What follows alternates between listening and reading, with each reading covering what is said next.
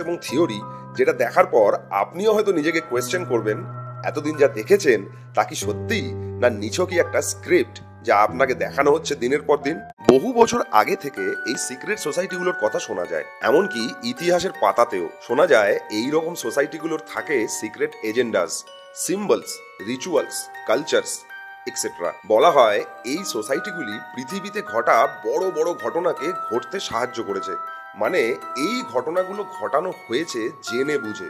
তারা ম্যানিপুলেশন করছে পৃথিবীর গভর্নমেন্টগুলোকে তাদের সিক্রেট এজেন্ডা পূরণ করার জন্য।